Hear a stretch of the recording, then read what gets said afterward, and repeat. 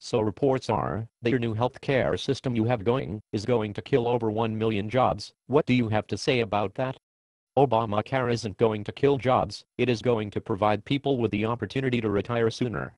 Leaving the job market is much different than destroying jobs. But what about jobs specifically in the healthcare industry? There are over 14 million jobs, and you can't tell me that they won't be affected in some way. Actually, they will be affected, but not in the way that you think.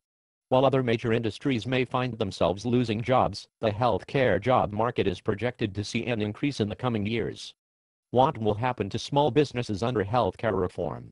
Small businesses currently have a difficult time buying coverage for employees.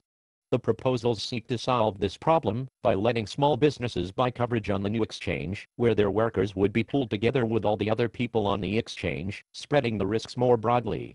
The proposals also include various tax credits to help small businesses obtain exchange.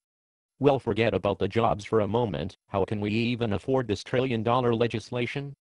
The majority of the initiatives that would pay for reform will come from cutting waste, fraud, and abuse within existing government health programs, ending big subsidies to insurance companies, and increasing efficiency with such steps as coordinating care and streamlining paperwork. We want to take money that is already being spent on healthcare and reallocate it towards reforms that lower costs and assure quality, affordable healthcare for all Americans. I suppose that makes some sense. The cuts we are talking about involve spending that currently does not improve care for Americans.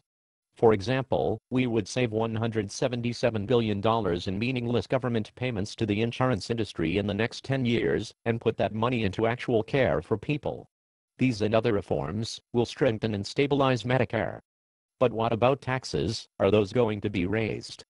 Yes, they will be, for some at least. If you have a high income, you will face higher taxes. Starting in 2013, individuals with earnings over $200,000 will pay a Medicare payroll tax of 2.35%, up from the current 1.45%. In addition, high-income taxpayers will face a 3.8% tax on unearned income such as dividends and interest over the threshold. Any questions? You have made a lot of points about the price of healthcare reform, but I'm still going to have to pay for people who are not working to have health care. This is an understandable worry, but think about the point Connecticut Senator Richard Blumenthal makes towards this claim. Good point, eh? Yes, but children's parents may be irresponsible. They are on occasion, but as Senator Blumenthal says, many times they are dropped because they have a pre-existing condition. How is this going to help? By mandating that insurance companies not be allowed to drop people with pre-existing conditions will benefit society by allowing people to see their physicians on a timely basis to care for problems before they become bigger issues and be more of an expense to society.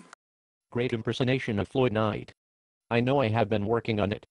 I understand where you are coming from, and it makes a lot of sense. I disagree with your plans, but I will not stand in your way.